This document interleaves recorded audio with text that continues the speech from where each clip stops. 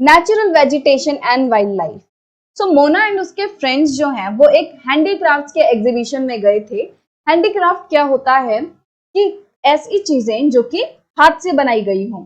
तो बच्चे जो हैं वो एक ऐसे ही एग्जीबिशन में गए थे। एग्जीबिशन क्या होता है? प्रदर्शनी, जहां पे चीजों को रखा जाता है, वो सारी वहां पे डिस्प्लेड होती हैं और हम उन्हें देखते हैं और उनको इंजॉय करते हैं, कि उनको देखते हैं कि भाई वो किस तरीके से बनी है, उनमें क्या चीजें यूज हुई हैं, उनकी सुंदरता को हम ऑब्जर्व करते हैं।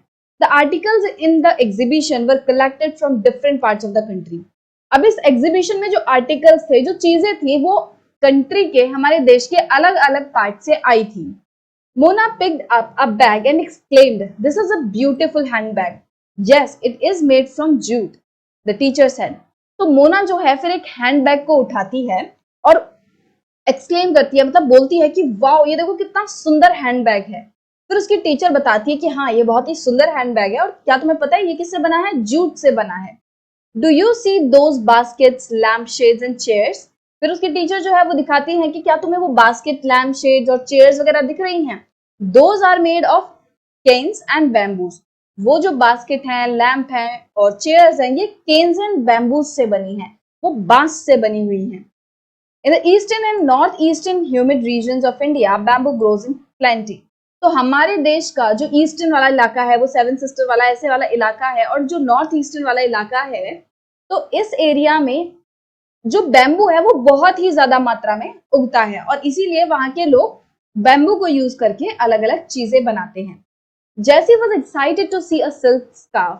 See this beautiful scarf. तो जैसी जो थी वो एक सिल्क स्कार्फ को देखकर बड़ी ही एक्साइटेड हो जाती है, उसे वो बड़ा ही सुंदर लगता है। The teacher explained that silk is obtained from silkworm that are bred on mulberry trees. तो टीचर उसे बताती है कि जो सिल्क है ना, वो सिल्क वर्म से लिया जाता है, और वो सिल्क वर्म कहाँ पे पाए जाते हैं, उन्हें कहाँ पे पाला पोसा जाता है? Mulberry trees. The children understood that the plant provide us with many different products that we use in our day-to-day life. तो बच्चों को अब समझ आया कि प्लांट्स हमें बहुत सारी ऐसी चीजें प्रोवाइड करते हैं जिन्हें हम अपनी डे टू डे लाइफ में, रोजमर्रा की जिंदगी में इस्तेमाल करते हैं। अब यहाँ पे अगर आप कंफ्यूज हो रहे हो कि भाई सिल्क वॉर्म से हमें सिल्क कैसे मिलता है, मलबरी ट्री क्या है, मतलब क्यों इसका जिक्र किया है, तो मैं आपको शॉर्ट में बता देती हूँ कि सिल्क कैसे बनता है। तो सिल्क वॉर्म्स होते हैं, राइट। ये सिल्क वॉर्म क्या करते हैं? ये मॉथ बनते हैं, सिल्क मॉथ। जैसे बटरफ्लाई होती है ना, तो बटरफ्लाई से पहले का फेज है ये। अब इस फेज में ना ये क्या करते हैं? खूब पत्ते वत्ते खाते हैं, और ये ज्यादातर किस पे रहते हैं? मलबरी ट्री जो है उसी पर ये सरवाइव करते हैं, उसी के पत्ते ये खाते हैं। तो ये लोग खूब पत्ते वत्ते खाते हैं, और फिर क्या होता है, एक टाइम पे ये लोग एक जगह पे अपने चारों तरफ एक ब्लैंकेट टाइप बना लेते हैं, और उसको व्हाइट कलर का होता है, वो रेशो से बनता है, मतलब वो अपने चारों तरफ एक ब्लैंकेट, एक कवर क्रिएट कर लेते हैं, और उसको हम कहते हैं कुकून। ठीक है, और उस कुकून से ही रेशे जो हैं वो लिए जाते हैं, उस कुकून से फिर सिल्क के धागे जो हैं वो बनाए जाते हैं, और फिर उन धागों से सिल्क का कपड़ा बनाया जाता है। Right, so natural vegetation and wildlife exist only in the narrow zone of contact between lithosphere, hydrosphere and atmosphere that we call biosphere. अब हमारे अर्थ पे अलग अलग जोन्स हैं। एटमॉस्फेयर है, एटमॉस्फेयर मतलब एयर वाला एरिया, मतलब कि ऐसी जगह अर्थ पे जहां पे एयर ही एयर है ना, तो वो हो गया एटमॉस्फेयर। हाइड्रोस्फेयर क्या होता है? पानी वाले पार्ट को हम हाइड्रोस्फेयर कहते हैं। लिथोस्फेयर क्या हो गया? लैंड वाला जो एरिया है अर्थ पर, उसको हम लिथोस्फेयर कहते हैं। बट क्या एयर में लाइफ है हर जगह? क्या लैंड पे हर जगह ऐसी है जहां पे लोग रह सकते हैं? नहीं। आप माउंट एवरेस्ट की ऊंचाई पे जाके देखो, चोटी पे, वहां तो लोग नहीं रह सकते। आप एंटार्क्टिका में जाके देखो, वहां तो लोग नहीं रह सकते, बट वो भी तो लैंड है, वो भी तो लिथोस्फेयर है, राइट। इसी तरीके से हाइड्रोस्फेयर, क्या पानी में हर जगह जानवर मिल रहे हैं आपको? क्या हर जगह जीव जंतु पेड़ पौधे आपको पानी में मिल रहे हैं? ऐसा नहीं है। कुछ जगह हैं जहाँ पे हमें जानवर पेड़ पौधे मिलते हैं, हाइड्रोस्फेयर में भी, लिथोस्फेयर में भी, एयर में भी। एयर में भी एक पॉइंट ऐसा आता है जहां पे कोई भी जो है सरवाइव नहीं कर पाएगा। ऊंचे ऊंचे चलते जाएंगे, वो एटमॉस्फेयर तो है, बट वहां पे ऑक्सीजन लेवल कम होने लगेगा, तो कोई भी पंछी वहां तक नहीं पहुंच पाता। तो इस तरीके से वो वाला इंटरेक्शन एरिया, मतलब कि लिथोस्फेयर का, हाइड्रोस्फेयर का एंड एटमॉस्फेयर का ये वो एरिया, वो इन तीनों चीजों का वो इंटरेक्शन जहां पे लाइफ पॉसिबल है, जहां पे लोग रहते हैं, जहां पे जानवर रहते हैं, जहां पेड़ पौधे उगते हैं, उसको हम कहते हैं बायोस्फीयर। तो एक बहुत ही नैरो जोन है। नैरो जोन मतलब छोटा एरिया, क्योंकि हर जगह हम एयर में जी नहीं सकते, हर जगह हम लैंड पे रह नहीं सकते। धरती पे बहुत सारी ऐसी जगह है जहाँ पे रहना पॉसिबल नहीं है, पानी में बहुत सारी ऐसी जगह है जहाँ पे लाइफ पॉसिबल नहीं है। तो इसलिए धरती का और मतलब लैंड वाला इलाका, एयर वाला इलाका और पानी वाला इलाका, ये तीनों जब एक दूसरे से मिलते हैं तो ये तीनों सपोर्ट करते हैं लाइफ को, राइट। धरती पे हम रहते हैं, हमारे घर कहाँ बनते हैं, जमीन पर, लिथोस्फीयर पर। पानी हमें हाइड्रोस्फीयर से मिलता है, हाइड्रोस्फीयर हमें, पानी के बिना हम जिंदा नहीं रह सकते। और एयर, एटमॉस्फेयर हमें क्या प्रोवाइड करती है, ऑक्सीजन। तो ये तीनों का इंट्रैक्शन क्या है, बायोस्फीयर, ठीक है। बायोस्फीयर ही ऐसी जगह है जहां पे लाइफ पॉसिबल है, जहां पे लोग रहते हैं, मतलब कि एटमॉस्फेयर, लिथोस्फीयर एंड हाइड्रोस्फीयर में जहां पे लोग रहते हैं, जहां पे लाइफ पॉसिबल है प्लांट की, एनिमल की, उसको हम कहते हैं biosphere. In the biosphere, living beings are interrelated and interdependent on each other for survival. अब एक बायोस्फीयर में हर एक जो लिविंग बीइंग है, हर एक जो जीव जंतु है, वो एक दूसरे पे डिपेंड करता है। पेड़ पौधे क्या हैं, एक लिविंग चीज है ना, उनमें भी जान होती है। हम क्या है, एक लिविंग चीज है। हम पेड़ पौधों पे डिपेंड करते हैं, हम पेड़ पौधों से खाना लेते हैं और पेड़ पौधे भी हम पे डिपेंड करते हैं। हम जो कार्बन डाइऑक्साइड छोड़ते हैं सांस को छोड़ते समय, उस कार्बन डाइऑक्साइड को पेड़ पौधे यूज करते हैं, और जो ऑक्सीजन पेड़ छोड़ते हैं उस ऑक्सीजन को हम यूज करते हैं। तो हम हो गए ना, एक दूसरे पे डिपेंड कर रहे हैं हम। अगर पेड़ खत्म हो जाएंगे तो हम भी नहीं जी पाएंगे, और अगर हम खत्म हो गए तो पेड़ भी नहीं जी पाएंगे, है ना। तो इस तरीके से बायोस्फीयर में रहने वाला हर लिविंग बीइंग जो है वो किसी ना किसी तरीके से एक दूसरे से रिलेट करता है और एक दूसरे से डिपेंड करता है एक दूसरे पर। This life supporting system is known as ecosystem. और ये जो पूरा सिस्टम है ना, एक दूसरे को सपोर्ट करने का, एक दूसरे की लाइफ को सपोर्ट करने का, इंटर रिलेट करने का, इस सिस्टम को हम कहते हैं इकोसिस्टम। तो देखो, बायोस्फीयर हो गया वो पूरी जगह जहां पे लाइफ पॉसिबल है, जहां पे लाइफ है, लोग रह रहे हैं, जानवर रह रहे हैं, पेड़ पौधे।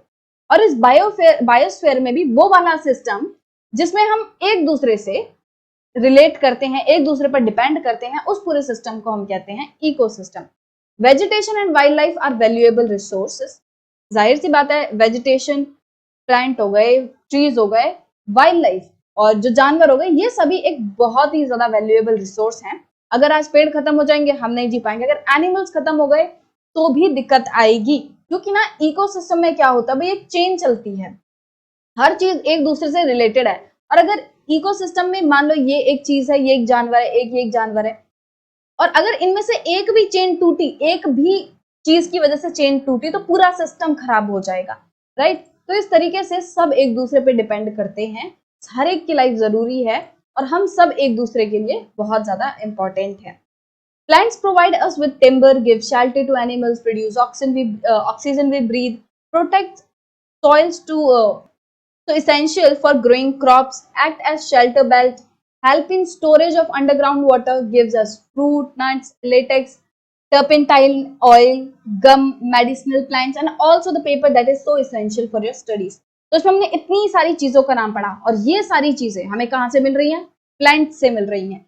ऑक्सीजन प्लांट्स देते हैं, ऑक्सीजन के साथ साथ प्लांट्स जो हैं वो सॉइल को प्रोटेक्ट करते हैं। अब इस चीज को हमने डिटेल में अपने पिछले वीडियोस में डिस्कस कर चुका है कि किस तरीके से पेड़ों की जड़ें जो हैं वो सॉइल को जकड़ के रखती हैं और उसका इरोजन होने से रोकती हैं, और शेल्टर बेल्ट्स प्रोवाइड करती हैं। शेल्टर बेल्ट्स हमने पढ़ा था ना कि खेत के चारों तरफ बड़े बड़े पेड़ लगा देते हैं।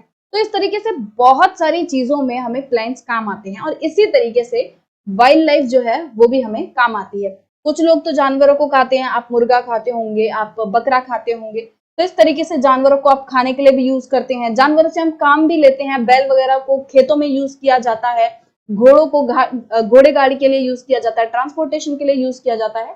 तो जानवर भी हमारे लिए बहुत जरूरी हैं। Wild life includes animals, birds, insects as well as the aquatic life form. अब एनिमल्स का मतलब ऐसा ही नहीं होता जो आपको चलते फिरते जमीन पे दिखते हैं। एनिमल मतलब हर जानवर, बर्ड भी है, इंसेक्ट्स भी हैं, जो छोटे छोटे कीड़े होते हैं जिन्हें आप देख भी नहीं पाते, वो भी, और साथ ही साथ एक्वेटिक लाइफ मतलब पानी में रहने वाले जीव भी एनिमल्स की कैटेगरी में आते हैं, right. They provide us milk, meat, hides and wool. अब जानवर जो है वो हमें दूध प्रोवाइड करते हैं, भाई गाय का दूध पीते हैं, भैंस का दूध पीते हैं, मीट प्रोवाइड करते हैं, बहुत सारे लोग जो है वो जानवरों की मीट खाते हैं। हाइड्स, हाइड्स मतलब होता है स्किन, ठीक है। तो जानवरों की जो स्किन होती है वो भी अलग अलग चीजों के लिए काम आती है, जैसे लेदर, लेदर के बैग होते हैं, लेदर की जीन्स, लेदर के कपड़े, कितना कुछ होता है। तो वो जो लेदर है वो क्या होता है, वो एनिमल्स की स्किन होती है। तो हाइड्स मतलब एनिमल्स की स्किन, ये भी हमारे काम आती है। वुल, सर्दियों में जो हम गरम गरम कपड़े पहनते हैं ऊन से बने हुए, वो वुल कहाँ से आती है, वो आती है जानवरों से, शीप से, right. Insects like bees provide us honey, help in pollination of flowers, and have an important role to play as decomposers in the ecosystem. अब जो छोटे छोटे जानवर होते हैं वो भी हमारी लाइफ में एक बहुत इंपॉर्टेंट रोल प्ले करते हैं। जैसे कि हम मधुमक्खी का एग्जांपल है। अब मधुमक्खी जो है, हमें हमारी सबकी स्वादिष्ट जो चीज है, सबको शहद बहुत पसंद होता है। तो वो शहद कैसे बनता है, मधुमक्खी जो है वो जगह जगह जाके फूलों से रस इकट्ठा करती है और फिर उस रस को इकट्ठा करके सक करके अपने छत्ते में जमा करती है। तो वो जो नेक्टर है, जो फूलों का रस है, वो होता है शहद। तो मधुमक्खी उस रस को फूलों से लेकर अपने छत्ते में स्टोर करती है, तो उस तरीके से शहद मिलता है। साथ ही साथ पॉलिनेशन, पॉलिनेशन मतलब कि जैसे फ्लावर्स जो हैं वो, जैसे आप बड़ी क्लासेस में पढ़ोगे, साइंस में पढ़ोगे, तो फ्लावर्स को जर्मिनेट होने के लिए पॉलिनेशन का प्रोसेस जो है वो जरूरी होता है। तो एक फ्लावर से दूसरे फ्लावर्स में जो फ्लावर्स के पोलन ग्रेन्स होते हैं उनको ट्रांसफर करने का काम क्या करते हैं, बीज करती है, कि उनके पैरों में वो पोलन ग्रेन्स अटक गए, फिर वो दूसरे फ्लावर पे जाके जब बैठेंगे तो वो पोलन ग्रेन्स दूसरे फ्लावर में गिर जाएंगे और फिर वो जो फ्लावर है वो फ्रूट बन जाएगा धीरे धीरे करके। इस तरीके से जो छोटे छोटे इंसेक्ट्स हैं वो इस चीज में हेल्प करते हैं। साथ ही साथ ये एक बहुत ही इंपॉर्टेंट रोल प्ले करते हैं एज डिकम्पोजर्स। डिकम्पोजर मतलब कि जैसे कोई भी चीज जब जमीन में ही मिल जाए, वो पूरी तरीके से खत्म हो जाए और मिट्टी में मिल जाए, एक तरीके से आप ऐसे कह सकते हो कि जैसे जानवर मरते हैं और आप कुछ दिन बाद देखते हो वो सड़ चुका है ना, और मतलब बहुत ही गंदी सी स्मेल आती है, स्किन पूरी अजीब सी हो चुकी है, तो वो क्या हो रहा है, वो डिकम्पोजिशन का प्रोसेस चल रहा है। और आप अगर आप जैसे डॉक्टरी की पढ़ाई वगैरह करोगे तो आपको देखोगे कि जैसे माइक्रोस्कोप वगैरह में आप देखोगे ना, तो आपको बहुत ही छोटे छोटे कीड़े मकोड़े उसमें देखने को मिलेंगे।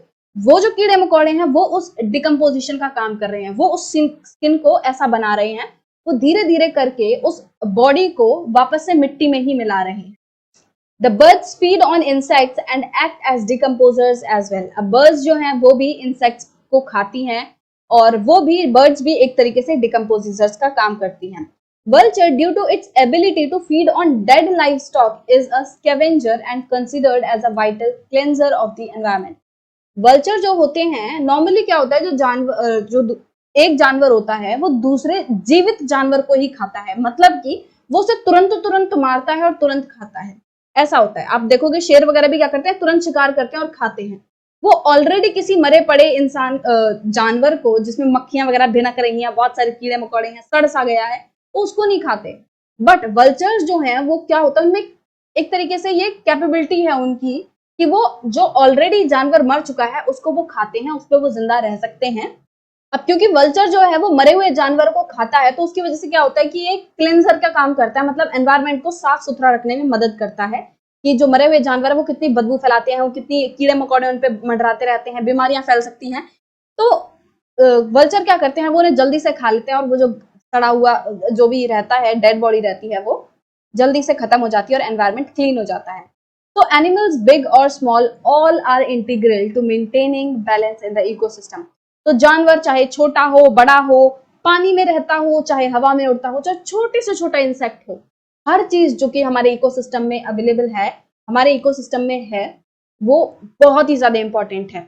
हो सकता है आप किसी चीज पर, आप जो छोटे छोटे कीड़े मकोड़े हैं, आप उन पर डायरेक्टली डिपेंड ना करते हो, बट इनडायरेक्टली हम इन सभी चीजों पर डिपेंड करते हैं, ठीक है। तो इस सेक्शन में हमने जाना कि किस तरीके से हमें प्लांट्स एंड एनिमल से कितना कुछ मिलता है और किस तरीके से हमारी लाइफ बहुत ज्यादा डिपेंड करती है प्लांट्स से और एनिमल्स पे। कि प्लांट से भी हमें काफी सारी चीजें मिलती हैं, एनिमल से भी काफी सारी चीजें मिलती हैं, और बिना इन चीजों के हम अपनी लाइफ इमेजिन नहीं कर सकते। और अगर हम अपने इस नेचर में, अपने इस इकोसिस्टम में कोई भी चीज जो है उसको हटा देंगे, कोई भी चीज अगर खत्म हो जाएगी, तो बाकी लोगों की जो लाइफ है वो अस्त व्यस्त हो जाएगी, एकदम खराब हो जाएगी। तो इसलिए जरूरी है ये जो बैलेंस है वो बना रहना चाहिए। जो नेचर ने हमें जिस तरीके से बैलेंस दिया है, एक स्पीशीज, एक जानवर ज्यादा, एक जानवर कम, या जिस तरीके से भी नेचर ने बैलेंस दिया है, वो बैलेंस बना रहना चाहिए। अगर हम इस नेचर के बैलेंस को खराब करने की कोशिश करेंगे तो हम खुद की जान खतरे में डालेंगे, राइट।